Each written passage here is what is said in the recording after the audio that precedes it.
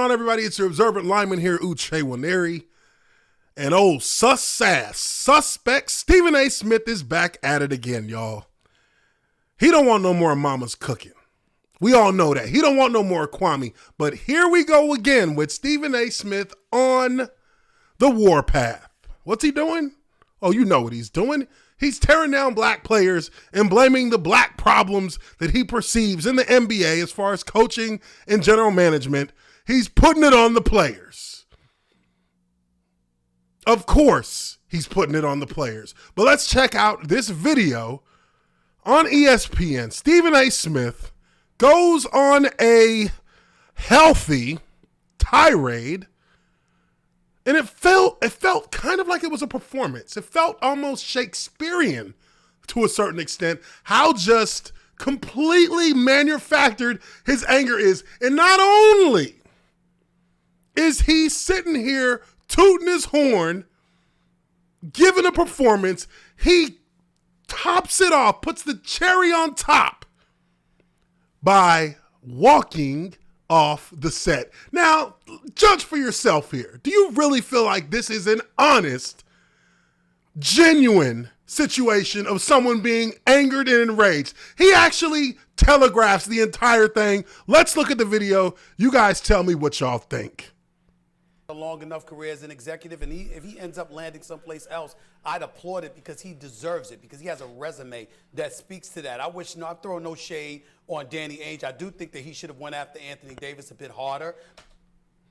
Well, you know one thing, the overlords know that he ain't gonna throw shade on Danny Ainge. And if you heard some of the bullshit that Danny Ainge has said about the situation the players have dealt with the, the racist innuendos in Boston sports in general, but in this case, the Celtics, if you've ever really paid attention, he has basically turned a blind eye to any of those situations that players have dealt with in Boston.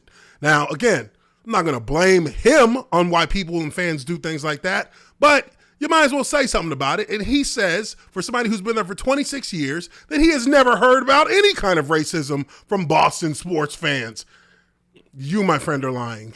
And he doesn't, and Stephen A. Smith here fails to even mention anything like that. Of course he would. But let's listen to the rest of it. But then again, with Anthony Davis perpetually injured, we understand why he may have been reluctant to do so. As it pertains to this, here's what I want to do. You know, again, when we talk about Steve Nash, we talk about Tim Tebow, we talk about, Brad Stevens and stuff like that. I want to call out the NBA players. You got something to say about everything else? Where you at? You got something to say about everything else? Come on, man. Listen to this guy. He wants to call out the NBA players. Of course he does. Of course he does. Tearing down black men once again. We see it with him routinely. He doesn't talk about the people who actually make the decisions, like the owners, the head of operations. He isn't talking about those guys. He's talking about the players, the ones who are getting paid to do a job, not paid to pick who the general manager is going to be. Do they have influence? Of course. But does that mean that they are able to just come out and insist that this person be hired or that person be hired? No, not by any means. That's for the people who are actually paid to do that. They should be the ones who are looking into different kinds of management to hire, not the players. The players can have their say, and you can consider that, of course. But they are not the be-all and end-all of it. And for him, a guy who we all know doesn't necessarily have the expertise in these kind of rolling operations as he would like you to think, instead of actually pointing at the true problem of the matter, he points to the people who have the actual, likely least amount of power to be able to make those kind of decisions. We got you got some people out there that saying Raphael Stone ain't making the final calls, even though Fertitta and the Houston Rockets swear that he is. Okay, we'll give them the benefit of the doubt. You got Masai Ujiri in Canada. You got Raphael Stone in Houston after everybody's departed and he basically has no team. They ain't African Americans that have been toiling through the terrain and trying to become executives in the National Basketball Association. This is coming from a guy who to my knowledge, have never seen him even write an op-ed pushing for the hiring of more African American general managers and administrative positions in the NBA. I've never heard anything about him saying anything about that until now. Correct me if I'm wrong, but to my knowledge, I haven't seen anything like that. Last time I checked, that's the case. We see coaches on the sideline. They don't want to become head coaches. They've been assistants for years. You got a guy like Phil Handy in Los Angeles that's been an assistant everywhere he's gone to get championships. Cleveland, Toronto, and LA. Okay? And it wasn't just LeBron. It was Kawhi, too. There's a plethora of guys. You got Sam Cassell. He's going to be a hell of a coach one day in the NBA if he gets that opportunity. Chauncey Billups. Everybody was talking about he had an opportunity to get an executive's position. And then suddenly it dwindles. But Steve Nash, who we love and respect, great dude, got a black agent, one of the great ones, Mr. Bill Duffy. Steve Nash never coached on any level. And not only... Oh, a critique of a critiquing somebody who's not the black. Oh, but he's critiquing Steve Nash to critique the black players. Listen on. Does he get the job? He gets the job with the full support of Kevin Durant and Kyrie Irving, who, by the way, never insisted that a black candidate be interviewed and be put front and center, so we'll know who that individual is. There he goes. See, this is like flipping the script. That's basically what it is.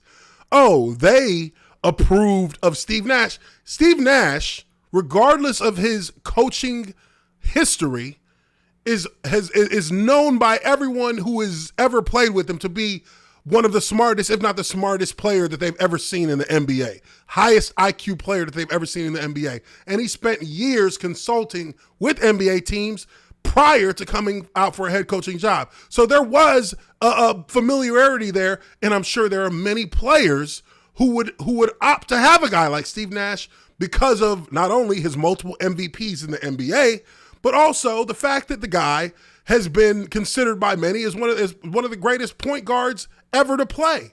I mean, the guy is a basketball guru and play in a players' league where they generally favor more to playing with coaches or having coaches who actually who have played the game and understand their perspective and understand the stresses and all of the things and the pitfalls that they could have on the court and help them work through that in a way that they can both relate to. They'd rather have that than an old Bear Bryant level kind of coach that has their own set ways and pushes their own system that may not be flexible enough for players like these. That is a perfectly legitimate kind of hire to make when you are talking about coaching an NBA team. It's much different than an NFL team, but here he's taking that moment to point out Steve Nash while at the same time throwing more shade at guys like Kevin Durant, at guys like Kyrie Irving,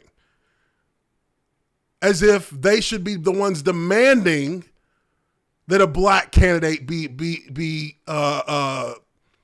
vetted before they make a hiring choice. That's it's not up to them. And hey, the NFL has the Rooney Rule, but shit, that's like the Rooney Rule's got problems too. Like it's hard to even tell if it works. Like it doesn't really give you much. It's not even working the right way. But this is what he decides he's going to perform and give us this big rah-rah speech. And again, wait till we get to the point where he decides he's going to go off set. Brad Stevens here. It's Boston. Tatum's your star. Jaylen Brown's your star. We understand what role that they play, particularly Jaylen Brown, in social justice issues. We're supposed to be woke. We're supposed to understand that neon... We're supposed to be woke. This dude's a clown. George Floyd's neck wasn't just about violence and police brutality. See, what does this have to do with anything that they're talking about right now? He's veering off in his rant to try and appeal to people's senses over the entire situation with George Floyd. Like, that's a technique he's using right now. He's trying to get empathy and sympathy. But that, I mean, all respect to that with George Floyd, but that ain't got nothing to do with this. Nothing at all. It was also the figurative semblance that it provided, where you're feeling like constantly people have their knee on your neck.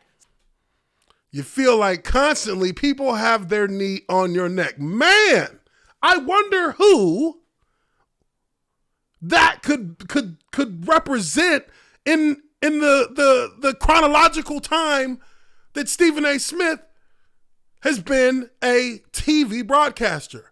Huh. Well, there's somebody that he always talked about, somebody that he always berated and shat on. Huh. Somebody who he always pointed out this person was a bust or this and that. Wasn't there somebody who he has been going after for almost 2 decades now, who just gave him some mama's home cooking just now last week? Wonder who that could be. I wonder. Since the time you come out of the womb. We've been talking about all of this stuff, and people are willing to say, oh, Stephen A's bringing up race. Oh, Stephen A's bringing up George Floyd and equating that to Tebow. I mean, yeah, why are you bringing up race and George Floyd when we're talking about a general manager for the Boston Celtics, president of basketball operations, stepping down? Like, why? No, I'm not.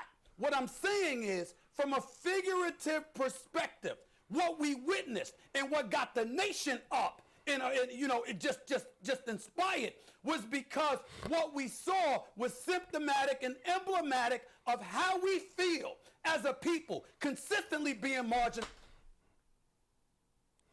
marginalized, consistently being minimized, consistently being underappreciated.